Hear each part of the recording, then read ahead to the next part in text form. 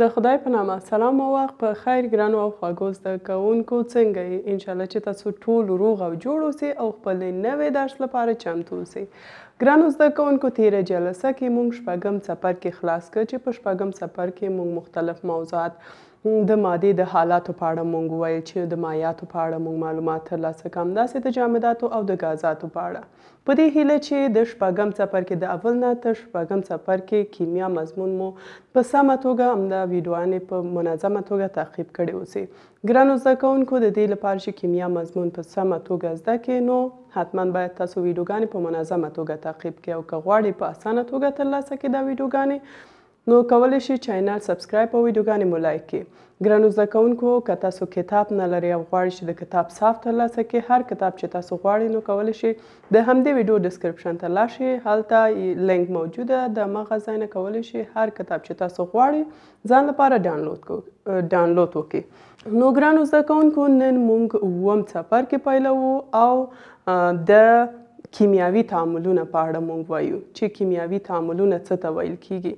ګرانو زده کوونکو نو په کیمیاوي تعاملونه کې بیا اولنۍ موضوع چې موږ وایو د کیمیاوي معادلې مفهوم چې په 180 پاڼه کې یو. مخکې له دې چې خپلې نوې درس شروع کړو ګرانو زده کوونکو تاسو پوهیږئ چې په نړۍ کې ډېر بدلونونه رامنځته کیږي چې ځینې فزیکي او ځینې هم کیمیاوي دي. نو فزیکي همغه تغییرات او بدلون مثلا دا چې اوبه په بړاس بدلیږي، بیا بیرته د همغه اوبه سړېدل چې بیا د واورو د ګلۍ په شان یعنی دا بیرته ګرځي. ښه ګرانو زده کوونکو دې ته موږ څه وایو؟ دې ته موږ فزیکي تغییرات وایو. یا مثلا کله چې اوبه کنګل کیږي حرارت ورکو نو دا مایع ته بیا په بړاس بدلیږي. نو دا ټول فزیکي تغییرات دي چې یوازې په شکل کې تغییرات راځي. او کیمیاوي تغییرات څه ته وایي؟ کله چې مثلا همدا د فلزاتو زنګ وهل، مثلا دا دوا چې جوړیږي نو کله چې یعنی په ماهیت او اصلیت کې تغییرات راشي نو دې ته موږ څه وایو؟ کیمیاوي تغییرات. چې بیا همدا کیمیاوي تغییرات ته د کیمیاوي معادله یا کیمیاوي تعاملونه موږ ورته ویلی شو چې انشاءالله په دې څپرکي ټول موضوعات د همدې په اړه ده چې په څو ډوله دي کیمیاوي تعاملونه څه ته وایي، یعنی په بشپړه توګه موږ زده کوو چې څه ته وایي او همداسې څو ډوله دي د دې په اړه. بل اګزوترمیک، اندوترمیک د حرارت په واسطه یعنی څه رقم اندوترمیک تعاملات څه ته ویل کیږي، اندوترمیک یا ریډکشن یا اکسیدیشن، یعنی ټول موضوعات دي چې په دې څپرکي موږ وایو. نو ګرانو زده کوونکو د کیمیاوي معادلې مفهوم موږ وایو چې کیمیاوي معادله د کیمیاوي تعاملونو ښودونکې ده، یعنی د سمبول او یا هم د مرکباتو د فرمولونو په واسطه ښودل کیږي. د مثال په ډول ګرانو زده کوونکو اف ای سمبول ده. اف ای د څه شي سمبول ده ګرانو زده کوونکو؟ د اوسپنه جمع سلفر چې د دې نه څه جوړیږي؟ اف ای اس. نو ګرانو زده کوونکو دلته کله چې موږ معادله لیکو د سمبولونو نه کار اخلو یا هم د فرمولونه که مرکب وي نو د فرمولونو نه موږ کار اخلو. نو یو معادله دې ته موږ څه وایو؟ معادله وایو. معمولا معادله د دوه برخو نه جوړ شوې ګرانو زده کوونکو. وګورئ دا دواړه دې ته موږ تعامل کوونکي مواد ورته ویلی شو یا لومړنی مواد یا هم په انګلیش کې موږ ورته ریاکټنټ وایو.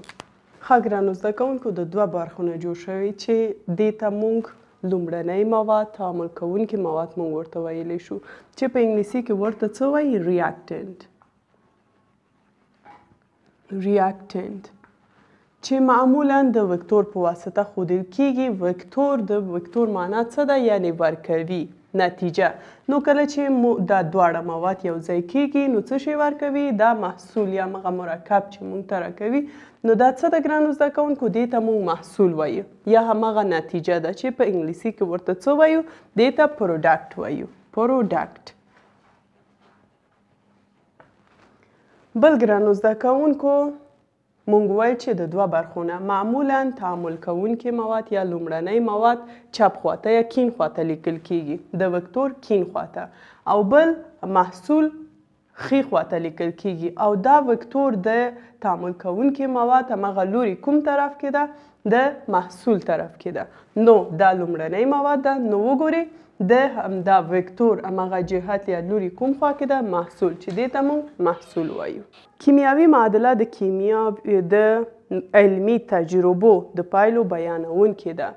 یعنی کله چې معمولا تاسو پوهیږئ چې کیمیا یو ساینس مضمون ده او په تجربو ولاړه ده. کله چې دا تجربه ترسره کیږي نو د همغه نتیجه موږ ته همدا کیمیا یعنی علمي همغه تجربه موږ ته ښایي. بل ګرانو زده کوونکو دا کیمیا چې دا ډېر موخې لري چې یو موخه هم همدا ده چې یعنی همدا څه چې وایي یعنی دا ثبوته کړي. یا هم کله چې مونږ کاغذ باندې لیکو یعنی د سمبول نه مونږ کار اخلو یعنی دا مکمل مونږ ته همغه څه چې مونږ ګورو او څه چې مونږ لیکو دا فرق لري. نو یعنی دا فرق لري چې مونږ لیکو یعنی ډیر اطلاعات مونږ نه لرو یوازې څه چې کتاب کې لیکل شوی ده مونږ زده کوو.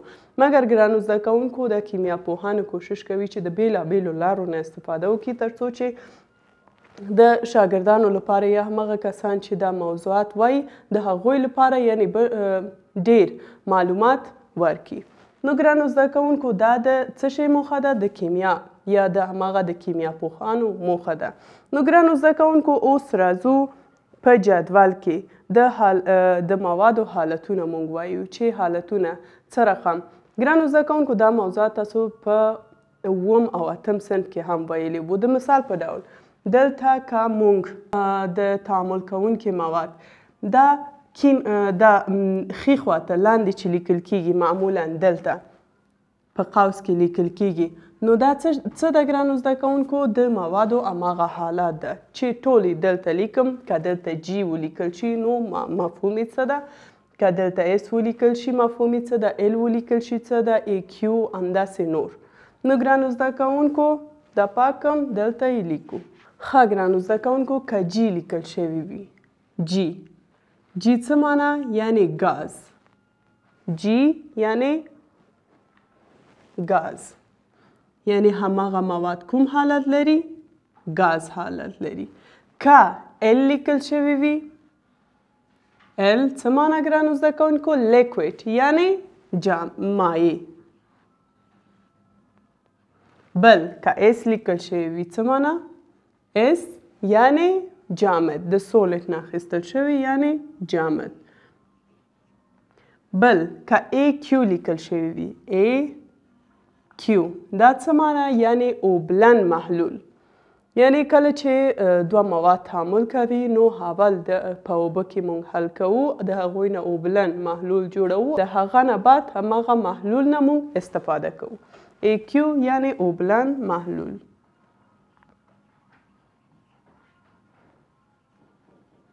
بل څه د ګرانو زده کوونکو بل اس او ال یا سولوډ بیلابیل محللونه. ګرانو زده کوونکو معمولا محلول د دوه برخو نه جوړیږي. یو محلل ده او بل منحله مواد یا حل کیدونکي او حل کوونکي.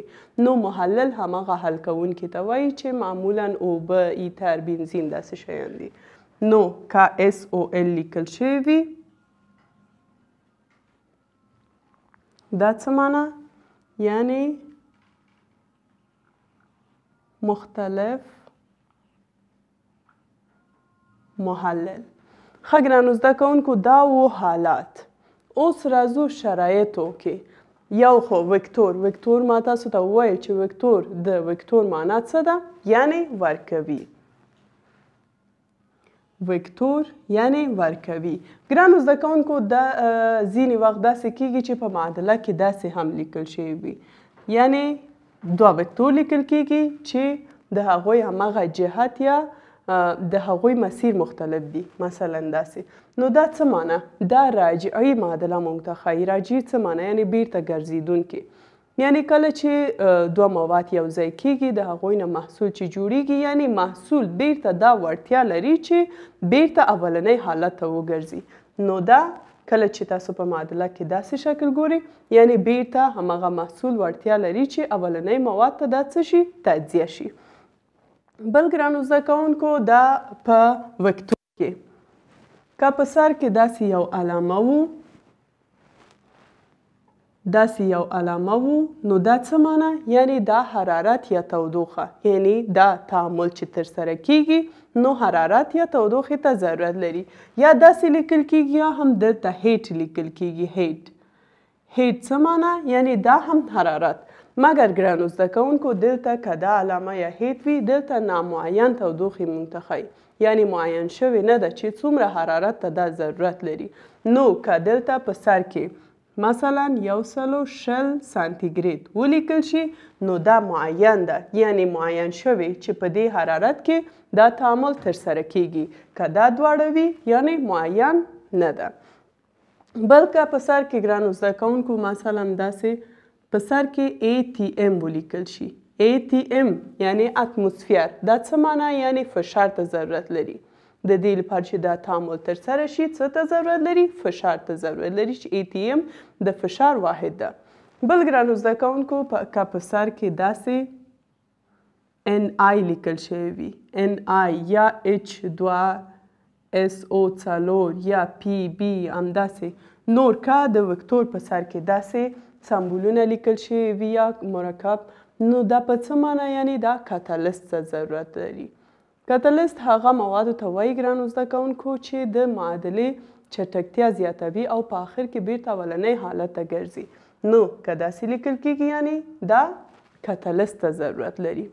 بل ګرانو زده کوونکو بل که تاسو وکتور په سر کې داسې یو علامه ګورئ، که داسې یو علامه ګورئ ګرانو زده کوونکو دا څه معنی؟ یعنی دا بریښنایي جرقه، یعنی کله چې دوه مواد یو ځای کیږي نو بریښنایي جرقه منځته راځي چې معمولا په احتراقي تعاملونو کې دا څه کیږي؟ دا ترسره کیږي یا بریښنایي جرقه رامنځته کیږي چې انشاءالله په دې څپر کې موږ د احتراقي تعاملونه په اړه هم موږ وایو. ښه ګرانو زده کوونکو نو زموږ درس همدومره و. نن موږ د څه په اړه وویل؟ د تغییراتو د کیمیاوي تعاملونه په اړه موږ وایو چې معمولا په نړۍ کې دوه تغییرات یا بدلونونه رامنځته کیږي چې یو فزیکي ده او بل کیمیاوي ده. چې په فزیکي کې معمولا په شکل کې تغییرات راځي او په کیمیاوي کې د هغوی په اصل او ماهیت کې تغییرات راځي، یعنی هغوی بیرته نشي کولی چې اولنی حالت ته وګرځي چې همدا کیمیاوي تغییرات ته موږ څه وایو؟ کیمیاوي تعاملات وایو. بل موږ د کیمیاوي معادله وویل چې دا د کیمیاوي تعاملاتو ښودونکې ده او دلته د وکتور په واسطه ښودل کیږي چې د وکتور معنی یعنی ورکوي چې دلته تعامل کوونکي مواد یو ځای کیږي نو د هغوی نه یو نوی مواد چې جوړیږي، تعامل کوونکي مواد ته لومړنی مواد او د هغه نه چې نوی مواد جوړیږي هغه ته موږ محصول وایو.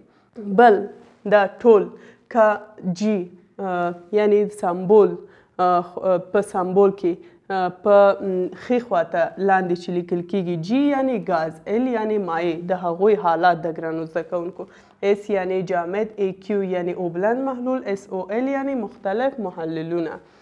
بل که داسې وکتور په سر کې داسې علامات وي نو داسې علامه یا هیټ لیکل شوی وي دا نامعین همدغه حرارت یا تودوخې موږ ته ښایي. که داسې یعنی معین شوی وي 120 سانتیګریډ یا 200 سانتیګریډ هر څومره چې لیکل شوی وي دا معین شوی ده چې په دې حرارت کې دا تعامل ترسره کیږي. بل که ATM لیکل شوی وي یعنی دا فشار معنی لري، داسې په سر کې د سمبولونه لیکل شوی وي دا یعنی کاتالیست او دا علامه څه معنی؟ یعنی بریښنایي جرقه.